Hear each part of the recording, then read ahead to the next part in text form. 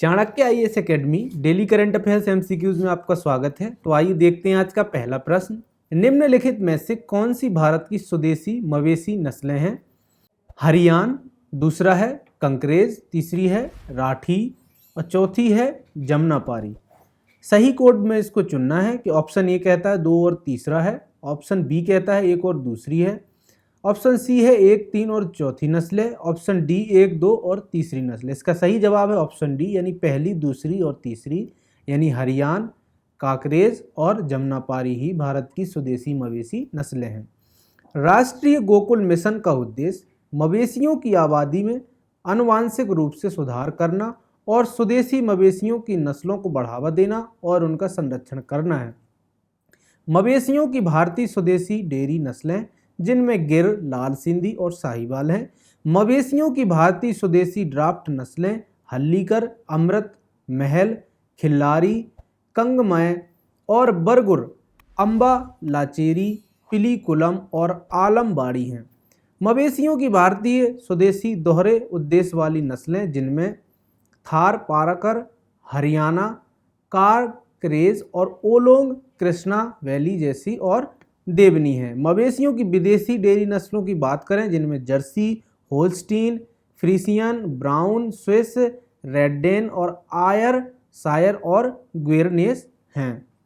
Cross नस्ल dairy मवेशी की बात करें तो इनमें जर्सी क्रॉस और होल्स्टीन और फिजिशियन या फ्रीजियन क्रॉस शामिल हैं।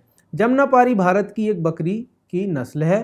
संदर्भ: राष्ट्रीय गोकुल मिशन भारत की सभी स्वदेशी मवेशियों की नस्लों में सुधार करना चाहता है, लेकिन हाल ही में यह पाया गया है कि इसने केवल गिरी स्वदेशी गाय की नस्ल को बढ़ावा दिया है। तो देखते हैं आज का दूसरा सवाल। हाल ही में खबरों में रहा मेलघाट टाइगर रिजर्व निम्नलिखित में से किस राज्य में स्थित है? ऑप्शन ए है Maharashtra, option B Madhya Pradesh, option C Rajasthan या ऑप्शन डी आंध्र प्रदेश। इसका सही जवाब है ऑप्शन ए महाराष्ट्र। यह महाराष्ट्र के अमरावली जिले में स्थित है। यह मध्य भारत में सतपुड़ा पर्वत श्रृंखला की दक्षिणी शाखा पर स्थित है, जिसे गबिलगढ़ पहाड़ी कहा जाता है। इसे सन 1967 में वन्यजीव अभ्यारण्य के रूप में स्थापित किया गया था। सन 1974 में इसे बाघ अभ्यारण्य घोषित किया गया था। यह महाराष्ट्र का पहला बाघ अभ्यारण्य था। यह प्रोजेक्ट टाइगर के तहत यानी 1973-74 में अधिसूचित पहले 9 बाघ अभ्यारण्यों में से एक था। मेलघाट नाम का अर्थ विभिन्न घाटों या घाटियों का संगम है, जैसा कि इस बाघ अभ्यारण्य के परिदृश्य से विशिष्ट है। वनस्पति की बात करें तो इसमें जंगल प्रकृति में उष्णकटिबंधीय है और शुष्क पर्णपाती है, जिसमें सागौन का प्रभुत्व ज़्यादा है। नदियों की बात करें तो रिजर्व 5 प्रमुख नदियों का जलग्रहण क्षेत्र है। खांडू, खापरा, सिपना, गडगा, डोलर ये सभी सप्त नदी या ताप्ती नदी की सहायक नदियां हैं। ताप्ती नदी और सतपुड़ा रेंज की गाविलगढ़ पर्वत श्रृंखला रिजर्व की सीमाएं बनाती हैं। तो देखते हैं आज का तीसरा सवाल। विश्व ऊर्जा आउटलुक 2023 हाल ही में समाचारों में निम्नलिखित में से किस संगठन द्वारा प्रकाशित किया गया है? ऑप्शन ए अंतर्राष्ट्रीय नवीकरणीय ऊर्जा एजेंसी, ऑप्शन बी अंतर्राष्ट्रीय ऊर्जा एजेंसी, ऑप्शन सी अंतर्राष्ट्रीय परमाणु ऊर्जा एजेंसी, ऑप्शन डी है पेट्रोलियम निर्यातक देशों का संगठन। इसका सही जवाब है ऑप्शन बी यानी अंतर्राष्ट्रीय ऊर्जा एजेंसी ने इसे जारी किया है।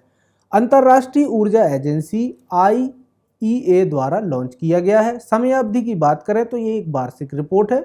यह ऊर्जा विश्लेषण और अनुमान का दुनिया का सबसे आधिकारिक स्रोत है।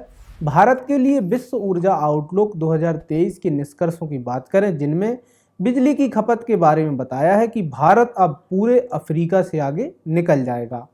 एयर कंडीशन के उपयोग के बारे में इसने कहा है कि 2050 तक आवासीय स्वामित्व में 9 गुना वृद्धि देखी जाएगी।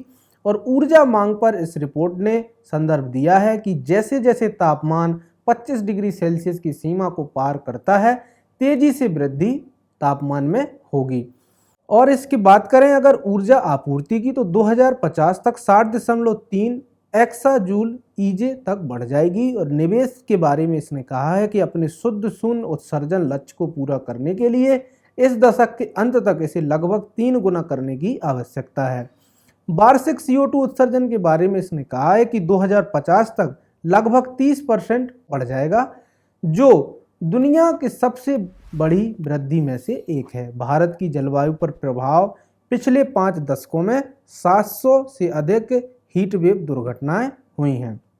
देखते हैं आज का चौथा सवाल।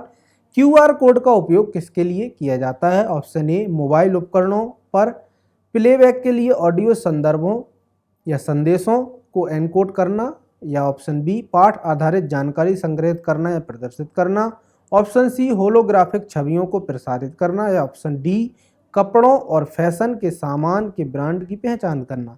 इसका सही जवाब है ऑप्शन बी, यानी पाठ आधारित जानकारी संग्रहित करना और प्रदर्शित करना। QR कोड जो त्वरित प्रतिक्रिया कोड के लिए है, मुख्य रूप से टेक्स्ट आधारित जानकारी को संग्रहित और प्रदर्शित करने के लिए उपयोग किया जाता है, जैसे वेबसाइट URL, संपर्क विवरण, उत्पाद जानकारी या कोई अन्य डेटा जिसे टेक्स्ट के रूप में दर्शाया जाना है या दर्शाया जा सकता है।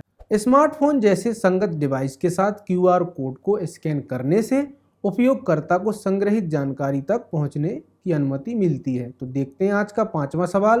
प्रोजेक्ट उद्भव का उल्लेख कभी कभी समाचारों में किया जाता है, इसका संबंध किससे है? ऑप्शन ए, रक्षा क्षेत्र से है, या ऑप्शन बी, राष्ट्रीय कृषि क्षेत्र से है, या ऑप्शन सी, तेल और गैस क्षेत्र से है, या ऑप्शन डी, विनिर्माण क्षेत्र से। इसका सही जवाब है ऑप्शन ए, रक्षा क्षेत्र से। भारतीय रक्षा मंत्री द्वारा प्रोजेक्ट उद्भव लॉन्च किया गया है, जिसका उद्देश्य प्राचीन भारतीय रणनीतिक ज्ञान को आधुनिक सैन्य शिक्षा शास्त्र में एकीकृत करना है। यह परियोजना United service institute of India यानी USI के सहयोग से भारत के दर्शन और संस्कृति पर आधारित एक स्वदेशी रणनीतिक शब्दावली बनाने का प्रयास करती है। तो आज का सेशन हमारा यहीं समाप्त होता है। हम कल मिलेंगे एक नए सेशन के साथ। हमारे चैनल को लाइक, शेयर एंड सब्सक्राइब करें। धन्यवाद। Don't forget to like, share and subscribe to our channel and press the bell icon to never miss an update.